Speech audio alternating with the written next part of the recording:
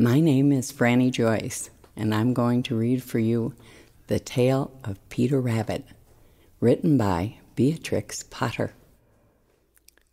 Once upon a time, there were 4 little rabbits, and their names were Flopsy, Mopsy, Cottontail, and Peter.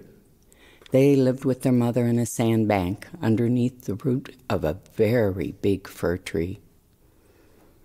"Now, my dears," said old Mrs. Rabbit one morning, "you may go into the fields or down the lane, but don't go into Mr. McGregor's garden. Your father had an accident there. He was put in a pie by Mrs. McGregor. Now run along and don't get into mischief. I am going out." Then old Mrs. Rabbit took a basket and her umbrella and went through the woods to the baker's. She bought a loaf of brown bread and 5 currant buns. Flopsy, Mopsy, and Cottontail, who were good little bunnies, went down the lane to gather blackberries. But Peter, who was very naughty, ran straight away to Mr. McGregor's garden and squeezed under the gate. First he ate some lettuces and some French beans, and then he ate some radishes. And then, feeling rather sick, he went to look for some parsley. But round the end of a cucumber frame, who should he meet but Mr. McGregor? Mr. McGregor was on his hands and knees planting out young cabbages. But he jumped up and ran after Peter, waving a rake and calling out, "Stop, thief!" Peter was most dreadfully frightened. He rushed all over the garden, for he had forgotten the way back to the gate. He lost one of his shoes among the cabbages and the other shoe amongst the potatoes. After losing them, he ran on 4 legs and went faster, so that I think he might have got away altogether if he had not unfortunately run into a gooseberry net and got caught by the large buttons on his jacket. It was a blue jacket with brass buttons, quite new. Peter gave himself up for lost and shed big tears, but the sobs were overheard by some friendly sparrows, who flew to him in great excitement and implored him to exert himself. Mr. McGregor came up with a sieve, which he intended to pop upon the top of Peter, but Peter wriggled out just in time, leaving his jacket behind him, and rushed into the tool shed and jumped into a can. It would have been a beautiful thing to hide in if it had not had so much water in it.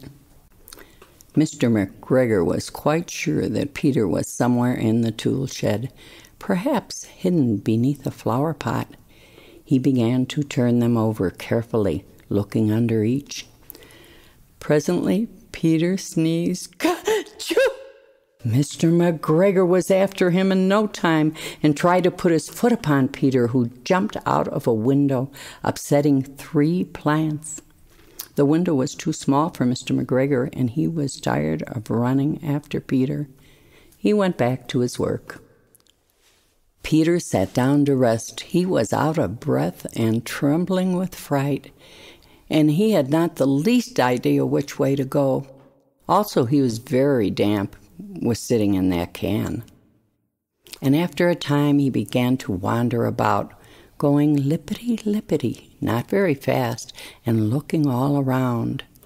He found a door in a wall, but it was locked, and there was no room for a fat little rabbit to squeeze underneath. An old mouse was running in and out over the stone doorstep, carrying peas and beans to her family in the wood. Peter asked her the way to the gate, but she had such a large pea in her mouth that she could not answer. She only shook her head at him. Peter began to cry. Then he tried to find his way straight across the garden, but he became more and more puzzled. Presently he came to a pond where Mr. McGregor filled his water cans. A white cat was staring at some goldfish. She sat very, very still, but now and then the tip of her tail twitched as if it were alive. Peter thought it best to go away without speaking to her. He had heard about cats from his cousin, little Benjamin Bunny.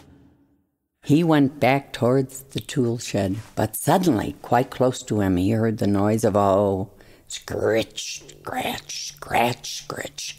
Peter scuttered underneath the bushes, but presently, as nothing happened, he came out and climbed upon a wheelbarrow and peeped over. The first thing he saw was Mr. McGregor hoeing onions. His back was turned towards Peter, and beyond him was the gate. Peter got down very quietly off the wheelbarrow and started running as fast as he could go along a straight walk behind some blackcurrant bushes. Mr. McGregor caught sight of him at the corner, but Peter did not care. He slipped underneath the gate and was safe at last in the wood outside the garden. Mr. McGregor hung up the little jacket and the shoes for a scarecrow to frighten the blackbirds. Peter never stopped running or looked behind him till he got home to the big fir tree. He was so tired that he flopped down upon the nice soft sand on the floor of the rabbit hole and shut his eyes. His mother was busy cooking. She wondered what he had done with his clothes.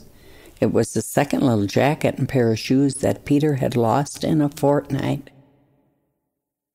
I am sorry to say that Peter was not very well during the evening.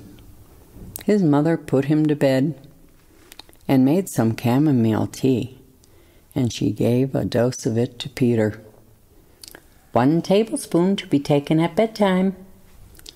But Flopsy, Mopsy, and Cottontail had bread and milk and blackberries for supper. The end.